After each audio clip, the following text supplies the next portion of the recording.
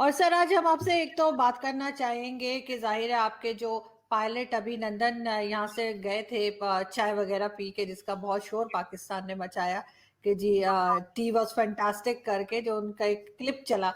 और उसके बाद ये भी कहा गया कि उन्होंने कोई ऐसा फाइटर प्लेन जो है वो नहीं गिराया था, कोई F-16 नहीं गिरा। ये जो कहना चाहिए आज भी पाकिस्तान उसी स्टेटमेंट के ऊपर है। लेकिन आप लोगों ने उनको एक बड़ा आपका वीर चक्र शायद बोलते हैं उसको, वो अवार्ड आप लोगों ने दिया है। तो उसकी क्या रीजन है? और ना सिर्फ ये कि पाकिस्तान में ये बात हो रही है, पाकिस्तान से अगर हटके देखा जाए, बहुत से इंडियन भी जो है वो यही बात कर रहे हैं कि इन्होंने क्या ऐसा किया है जो इनको ये अवार्ड दिया गया है कि पाकिस्तान में गिरे, पाकिस्तान में पिटे, पाकिस्तान ने पकड़ा, और फिर जैसे कि वाकई में F-16 के। इन्विटेशन, बहुत अच्छा सवाल पूछा आपने। देखिए, प्रोपेगेंडा का आंसर हमेशा फैक्ट से दिया जाता है, और इंटरनेशनल जो फैक्ट्स हमारे सामने वो मैं आपको बताता हूँ। पहली बात, देखिए, अभिनंदन का प्लेन जो था वो था MiG-21 bison. MiG-21 bison today एक बहुत पुराना प्लेन है, उसको अपडेट करके बाइसन किया गया, राइट। 21 था, और जो काफी पुरानी टेक्नोलॉजी है as compare to F-16। Point number 1, दुनिया में पहली बार ऐसा हुआ 21 बाइसन या MiG-21 ने F-16 गिरा। इससे पहले कोई ऐसा इंसिडेंट हुआ नहीं। पॉइंट नंबर 2, जो आपके पाकिस्तान मीडिया में, जो आपके सारे पाकिस्तान मीडिया में दिखाया, देखिए, अब मरने वाला जो आपके पायलट थे वो एक्स एयर मार्शल के बेटे थे। उनका जनाजा दिखाया, उनकी मैयत दिखाई, एयर मार्शल साहब सलाम नहीं दे रहे थे। चलिए, उनका बेटा है, पाकिस्तान के लिए लड़ते लड़ते मरा, कोई बात नहीं, हर कोई सिपाही अपने देश के लिए लड़ता है। तो अगर वो F-16 गिरा नहीं तो वो बेटा कैसे हुआ? आपकी वो जो हमने वो जो F-16 में जो मिसाइल यूज होती है, एक स्पेशल किस्म की वो मिसाइल दी। F-16 के टुकड़े हमारे डिफेंस मिनिस्ट्री ने प्रेस रिलीज की थी, इंटरनेशनल मीडिया को दिखाया। हालत ये है आरजू जी की, हालत ये हो गई कि लॉकहीड मार्टिन ने उसके बाद, जो कंपनी जो बनाती है F-16, उन्होंने F-16 बनाने बंद कर दिए। रशियन मीडिया ने, चेक मीडिया ने, जर्मन मीडिया ने, यूरोपियन मीडिया, कोई भी बड़ा डिफेंस व्यू उठाइए, उन्होंने बोला भाई अगर 21 F-16 को गिरा सकता तो F-16 खरीदेगा कौन? आपको याद होगा, उसके आसपास कुछ F-16 के यहाँ इंडिया में बनने की बात हो रही थी। वो कह रहे थे हम पूरी लाइन टेक्सास से उठा के यहाँ लाएंगे, F-16 यहाँ बनेगा। फिर जब ये बात हुई, बोला भैया F-16 की जरूरत क्या है, it's not a potent machine in today's time. इसीलिए वो प्रोडक्शन बंद हो गई। पिक्चर्स आपके मीडिया में है, सारे international defence review, defence committees ने किया। हमने प्रेस कॉन्फ्रेंस की, उसमें जो अब मिसाइल का नाम मुझे याद नहीं आ रहा, जो F-16 में लगता है, जो केवल F-16 में लगता है, AMM कुछ करके, AMM-80, I don't remember the name, so I am not watching for it. और उसके टुकड़े तो प्रेस कॉन्फ्रेंस करके हमने दिखाए थे। अगर फिर वो क्या थे, पायलट कौन मारा, डिफेंस जो ये जो एयर चीफ मार्शल थे, साहब थे आपके, उनका बेटा था। मुझे ये लगता है, देखिए, अगर कोई भी देश की राह में शहीद हुआ, वो अपना काम कर रहा था, आपका पायलट अपना काम कर रहा था। अब भगवान मालिक है, किसी के साथ कुछ भी हो सकता है। बट अब आप उस पायलट की, अब ये जो पाकिस्तानी मिलिट्री है, ये उस पायलट की जो शहादत है, जो कुर्बानी उसने पाकिस्तान के लिए दी, आप उसको भी नेगेट करें। पूरे इंटरनेशनल मीडिया, BBC ले, CNN ले, यूरोपियन ले, फ्रांस 24 ले, DW ले, सबने ये कवर किया, सब में ये खबर है कि F-16 आया, F-16 के वो टुकड़े, वो मिसाइल, वो सब कुछ दिया। अब आपका दूसरा पार्ट आता है, भाई अगर इंडिया झूठ बोल रहा तो ये जितने सारे इंटरनेशनल मीडिया, वो पिक्चर है, हर कुछ झूठ है। मतलब अगर आप 1000 मीडिया आउटलेट्स को कंट्रोल कर लो, नकली पिक्चरें डलवा दो, F-16 की प्रोडक्शन बंद करवा लो, फिर तो इंडिया की प्रोपेगेंडा बहुत बड़ी है। फिर तो कल को पाकिस्तान में कुछ भी बंद करा सकते हैं। मतलब इतना इतना वीक है क्या पाकिस्तान? ये तो मुझे मतलब हंसी आ रही है। और जिस आदमी ने आपके देश के लिए जान दी है, भाई वो सिपाही था ना आपका, पाकिस्तान फ्लैग लगाता है ना उसके यूनिफॉर्म पे। जीना मरना ऊपर वाले के हाथ में, तो अब आप उसको कह रहे कोई बुरा ही नहीं। और ये कौन है? ये आपके एक्स एयर मार्शल साहब का बेटा है, ये देखिए आप। अब आते हैं आपके दूसरे पार्ट ऑफ सवाल पे। आदित्य जी, बहुत अच्छा सवाल था। अब आपको ये जो F-16 मिले थे पाकिस्तान को, यूएस से मिले थे एंटी टेररिज्म के लिए। उनका यूज तो खैर एंटी टेररिज्म में कभी हुआ नहीं। फिर आपने एक ऑर्गेनाइजेशन बुलाई जिसने ये डोनेशन दिया था यूएस को, भाई गिन लो F-16 पूरे हैं। उनका रिपोर्ट आया था, हाँ हमने जो इन्वेस्टिगेशन की F-16 पूरे हैं। क्योंकि कई बार क्या होता है, अगर ऐसी डिफेंस डील्स होती, दिए जाते 25, बोले जाते 15। और कई बार स्ट्रेटेजिक रीजंस के लिए काफी ये कोशिश की गई थी पहले पहले, प्रोडक्शन रोकने से पहले, कि ये बोल दे कि F-16 पूरे हैं। तो जब फिर प्रोडक्शन रुक गई, दुनिया में कोई F-16 खरीद नहीं रहा है, इस इंसिडेंट हर डिफेंस जर्नल में जा चुका है, ये पिक्चरें जा चुकी है। तो अब ये प्रोपेगेंडा का क्या मतलब है? ये आप ना देखिए, आरजू जी, ये अब पाकिस्तान की जो आर्मी है, मिलिट्री है, चाइना के तरीके में जा रही है। आप तो वही वाले कह रहे हो, गलवान में कोई मरा ही नहीं। कभी कहते थे वो 2 मरे, कभी कहते 5 मरे, जबकि 7, जबकि दिन है, पूरे दिन भर उनके हेलीकॉप्टर लाशें उठाते रहे। एक्स चाइनीज जनरल कहते हैं 135 लोग मरे। और गलत क्या है? गलत इसमें क्या है? देखिए हमारे वहाँ, हमारे ये जो है थे कर्नल सतीश बाबू वीर गति को प्राप्त हो गए, उन्होंने शहादत दे दिया। ठीक है जी। आज उनको महावीर चक्र मिला, जो नंबर 2 हाईएस्ट अवार्ड है। परमवीर चक्र मिलता है only in the time of war. उसके बाद जो हाईएस्ट पॉसिबल अवार्ड है वो महावीर चक्र प्रेसिडेंट ऑफ इंडिया ने दिया, सबके सामने दिया। आज ही 3 साढ़े 3 बजे करीब ये लाइव समारोह हुआ। ये है हमारे शहीद। हमने नाम बताया, बताया, उनको सम्मान दिया, सल्यूट किया, और उनके घर वालों को हमने इनाम दिया, क्योंकि वो अपने देश के लिए लड़ते लड़ते मरे। और यहाँ क्या हो रहा है? मैं क्या देख रहा हूँ, पाकिस्तान में F-16 गिरा ही नहीं, कोई मरा ही नहीं।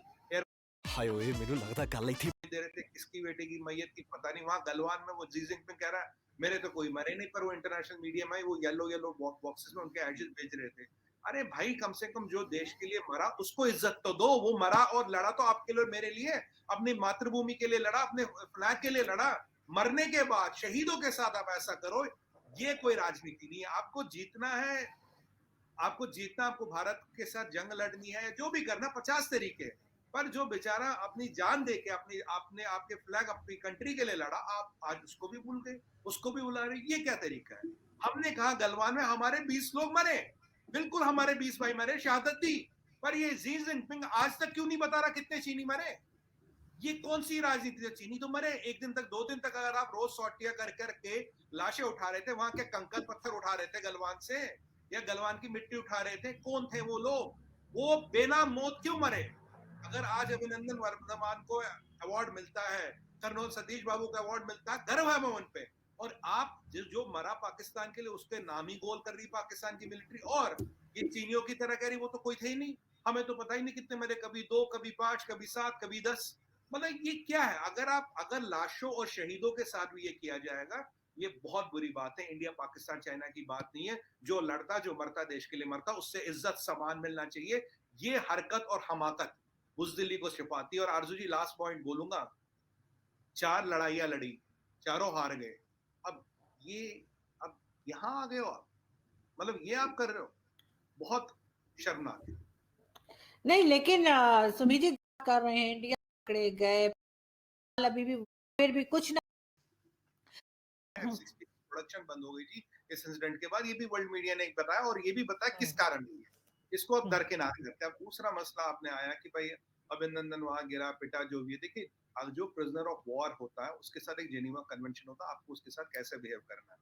अगर आप उससे इनह्यूमन बिहेव करेंगे तो आप जेनीवा नहीं नहीं कन्वेंशन। नहीं, एक सेकंड, ये जिन लोगों ने किया ना, जिन्होंने मारपीट गांव में, आपको पता है। इसका जवाब दूंगा। देखिए, अगर ये जो आप कह रहे हो, अगर ये बिल्कुल सच है, सत्य है, तो ठीक है, अच्छी बात है। मैं यही कहना चाह रहा था, जेनीवा कन्वेंशन के अंडर आप प्रिजनर्स ऑफ वॉर को ट्रीट करने का एक तरीका है। एक तरीका, आपके भी 93,000 लोग यहाँ थे 1971 में, उनको भी बिल्कुल प्रॉपरली तरीके से ट्रीट किया गया। Point number 1।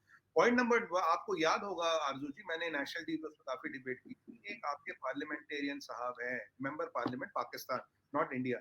उन्होंने कहा कि कुरैशी साहब को पसीने आ रहे थे और बाजवा साहब के पैर कांप रहे थे, और इमरान खान नियाजी से मिले, बोले अभिनंदन को छोड़ दो, नहीं तो 9 बजे अटैक हो रहा है। ये मैं नहीं कह रहा, सुमित पीर के वर्ड नहीं है ये, quote unquote parliamentarian of Pakistan in the parliament of Pakistan, सब ने इसको कहा है। कह रहा है his knuckles were shaking and he was sweating, खुदा के लिए इसको छोड़ो, नहीं तो 9 बजे अटैक हो रहा।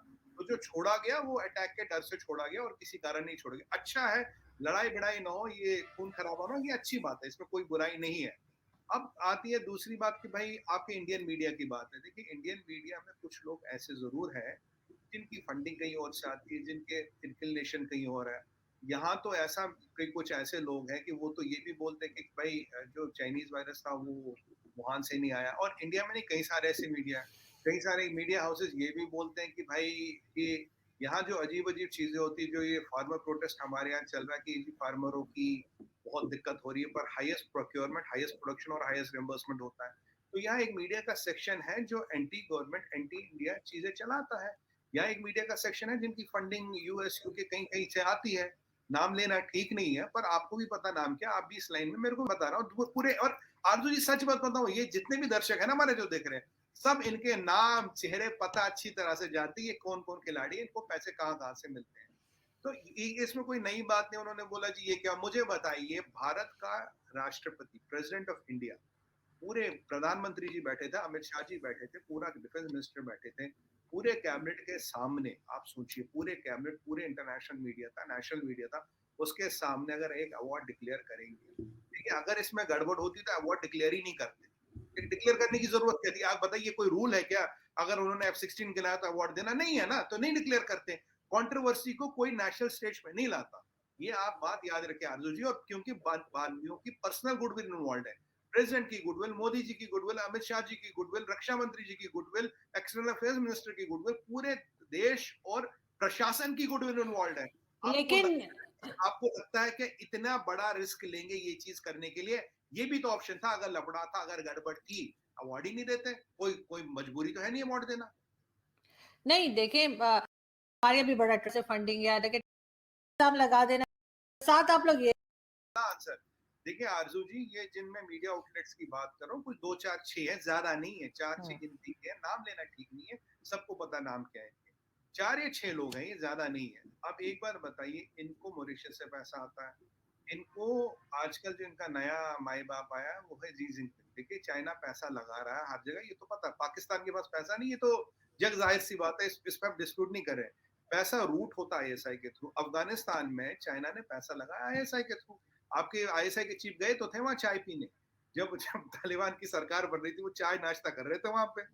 अब आके बदल गए वो अलग बात है, बट एक बार बताइए, जो चाय नाश्ता करने वाले हैं, ये जो पाकिस्तान के पास पैसा नहीं है, चाइना का पैसा है। यूके में कुछ लोग बैठे हैं, यूएस में कुछ लोग बैठे हैं। एक बात बताइए, किसान प्रोटेस्ट है यहाँ हो रहा है, कुछ उनका कभी रेल रोको आंदोलन वगैरह था।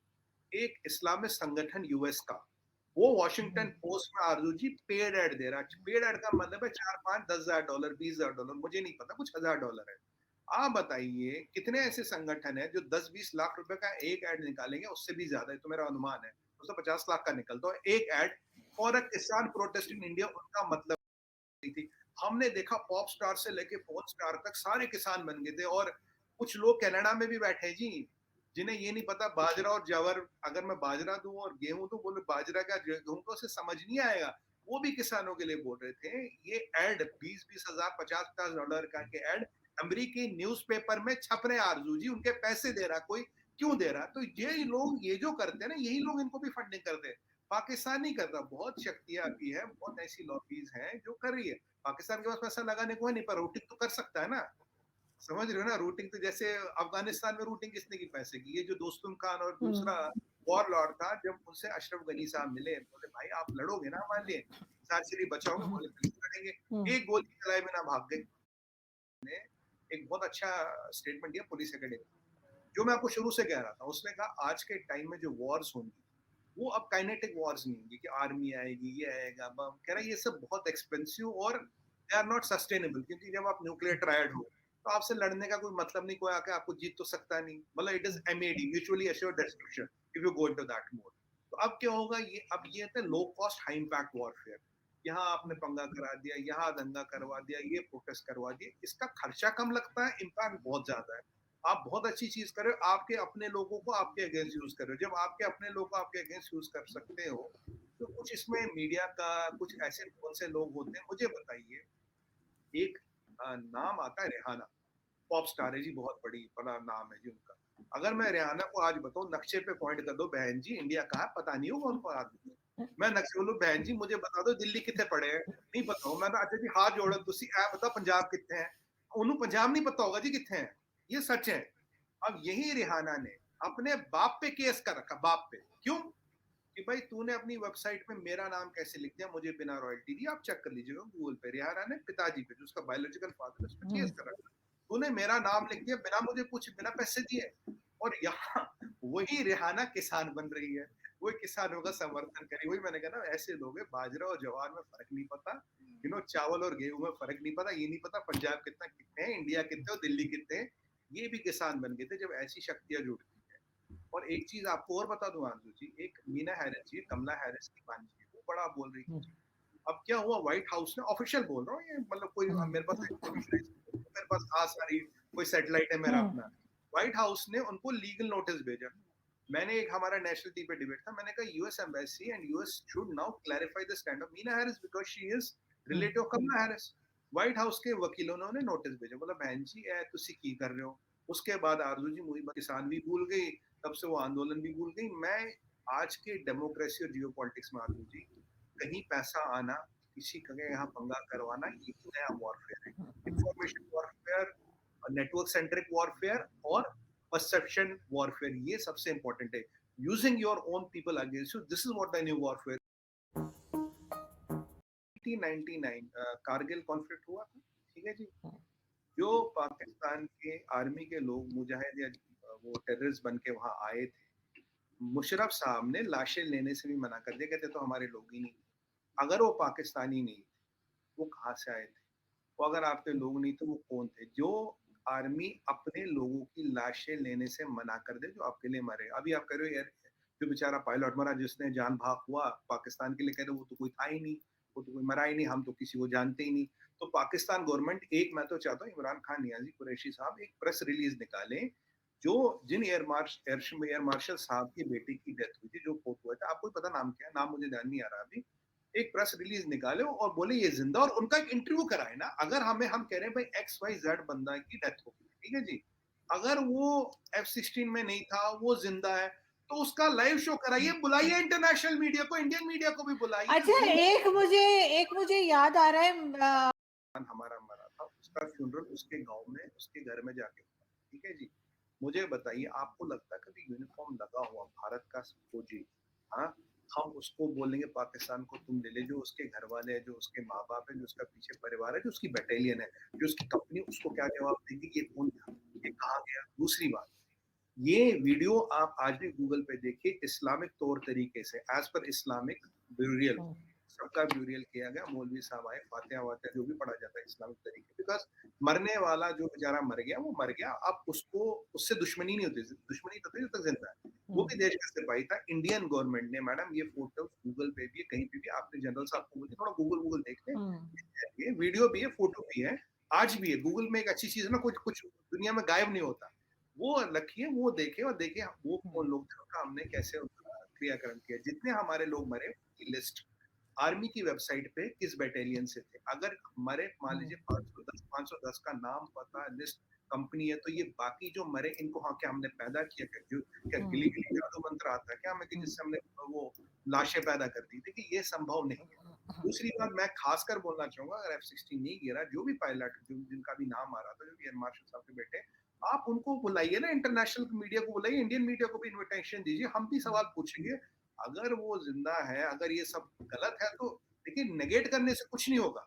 जो जिसे हम कहते हैं मुर्दे को जिंदा नहीं कर सकते, इंडिया भेज दीजिए, हमें कोई आपत्ति नहीं, वीजा भी दे देंगे। अगर ऐसा है वीजा भी दे देंगे, तो मतलब ऐसी क्या बात है, पूरी सुरक्षा की गारंटी लेंगे।